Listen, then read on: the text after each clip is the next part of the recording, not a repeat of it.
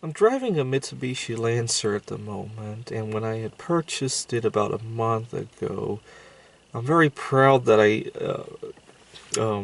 applied a negotiation skill that I had picked up a year ago, a little over a year ago, from an experience I had doing some private tutoring. What had happened was that about a year ago, I was doing some private tutoring, and I was very fortunate. The job came up unexpectedly. I gotta say, I'm kind of fortunate in that regard. But I had lowballed myself, and the reason I lowballed myself is that the kid I was tutoring, his mother was very smart about cornering me to speak out of turn. Basically, let me give you the full story. I was giving a presentation at a conference. This is a bar camp conference. Bar camp is held all around the country at various times during the year. At the end of the conference, this kid and his mother were running up to me frantically, asking me if I did any sort of private tutoring. They thought I was very bright at the subject on hand, and they I told them that, I could, but it's been many years since I'd done any sort of private tutoring, and it should have rang a bell because the very next question his mother asked was what my price was. She didn't even care what kind of degree I had. She didn't care about my background. She didn't care if I was a serial killer. She just wanted to know my price. And it should have raised a red flag. But it'd been a long time since I'd done any tutoring. I really didn't think, and I just felt very cornered, and I gave him a price. And it wasn't until a few sessions that I realized, I really lowballed myself. It's been 5 years since I'd done any tutoring at that point, and so gotta remember the very last time I did tutoring before that, didn't have a PhD.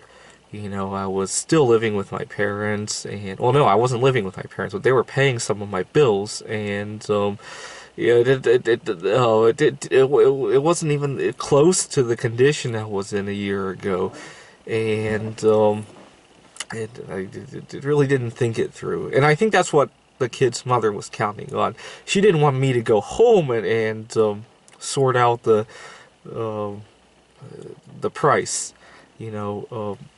And she wants to lock in that price, and then she can find out if I'm a serial killer or if I actually do have a PhD and all of that. She can check that after she locks in the price, and if I quote something low, she locks it in, then she can check all those things. If I ask for too much, she can always find some reason to negotiate it down. Well, you only have a PhD. You're not a medical doctor or a lawyer. How about, if you ask for 100, how about $80? She could always do that afterwards. But it should have raised a red flag that she had cornered me in that hallway and asked me for a price without finding out anything else. And so I learned that lesson. And when I went to buy the car, I was talking to a dealer. He's a very smart Asian guy, and actually he's hoping to go back to school to work on I think a math degree of some sort. Can't remember the area of math, but we've been talking about it. And as we were negotiating, at one point, he asked me what my budget was for a car. And this was before we had talked about anything else, so I excused myself to go to the bathroom to give myself 3 minutes to think over what I'm going to say. And I came back and I told him, well, I got to see because, every car's different. I got to see if the car's reliable and suitable for what I'm doing. What I'm really doing is going to be living in the car, but obviously I don't want to tell him that because then he'll know I'm desperate to, this is a home buying experience, not a car buying experience. You don't want to give out too much information. Part of the problem is that I look so young for my age. People sometimes, when I do odd jobs, people don't realize that I'm actually using some of the money to pay bills. I'm not using that money to You know, it's not extra money to go out with my girlfriend on Friday night. You know, I really do. I really do sense people feel that though, because sometimes people ask me, you know, what I'm doing with my family. You know, my parents, you know, or my siblings, uh, this weekend or whatever the case is. You know, not even just at odd jobs. Even at when I was working at Microsoft, you know, people are surprised that I'm living on my own. It seems like. Uh, or when I go buy the car, people think that mom and dad is writing the check almost. This is a huge disadvantage almost, it seems like sometimes.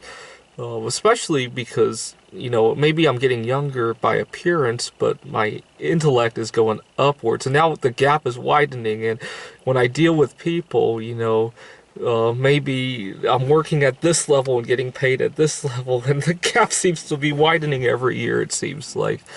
And it's a huge disadvantage, but I like it because I get to interact with younger people, you know, especially girls, you know, and the way I see it, if I'm aging slower, you know, the payback's at the end of my life, you know, and I'm investing right now. Thanks for watching.